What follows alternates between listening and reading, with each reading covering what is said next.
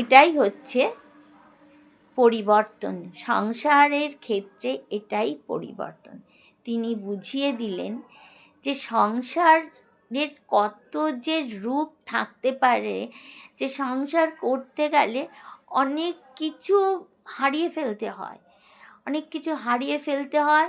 তার সুখ দুঃখ পরিজন তাদের কোনো মাপকাঠি হয় না। আজকে বাবা আছে, কাল বাবা নেই, আজ যে মা আছে, কাল মা নেই। সবাই আমরা কাঁদি, মা বাবা কোথায় গেল, আমাকে ছেড়ে কেন গেল। সত্যি আজও আমি হারিয়ে ফেলে এখনও বাবাকে ভীষণ কষ্ট পাই। এটা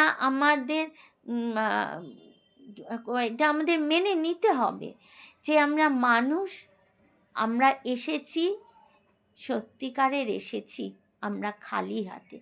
যাক, এখান থেকেই তো আমি কেঁদেছি, তাই তো আমার কান্নাটা এখান থেকেই সবাই শুনেছে। আমি যখন পৃথিবীতে নতুন আমি জন্মালাম তখন তো আমি কেঁদেছিলাম। সেই কান্নাটা প্রথম আমার মা পরিজনরা দেখেছিল। তা আমি তাহলে এখান থেকে কেঁদে তারপরে বড় হয়ে কাঁদছি। তাহলে সত্যি এটা ঘটনা যে আমি তো কিছু নিয়ে আসিনি, আমি এসেছি, এসে আমি কাঁদতে পেরেছি। আমি কেন কাঁদবো? আমি তো কান্নাটা তো এখান থেকে নিয়ে আসিনি। যা করেছি ওপরওয়ালা আমাকে দিয়ে করিয়েছেন।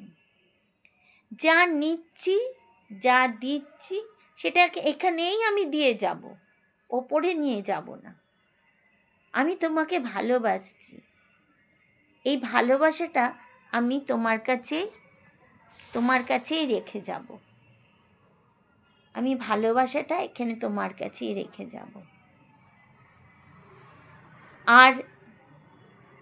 আর যদি ধরো কেউ মরে যায়, মা মরে গেল, আমরা সত্যি আহত, আমার মা মারা যাবে, এটা আমি ভাবতেও পারি না।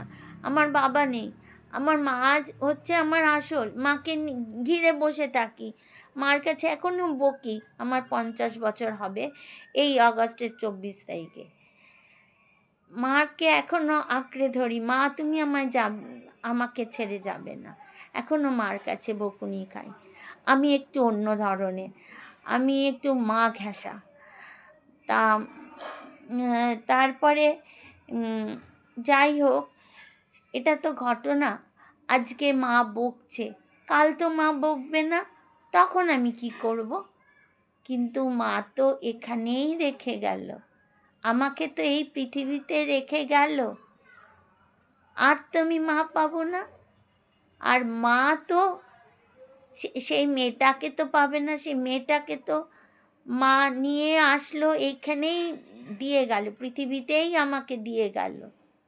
এইবার তুমি চক্করে পড়ে এইবার তুমি খুঁজে নাও, তুমি কোথায় যাবে, কোন সংসার কিভাবে করবে, কিভাবে তোমার চক্রব্যূহ থেকে বেরোবে, সেটা তুমি এবার বুঝে নাও। এটাই হচ্ছে আজকের আমার বক্তব্য, বুঝেছ? এবার তোমরা সবাই বুঝে নাও। আমার আজকে না আবৃত্তি করতে একদম ভালো লাগছিল না, আজ এটা ভালো লাগছিল। নমস্কার।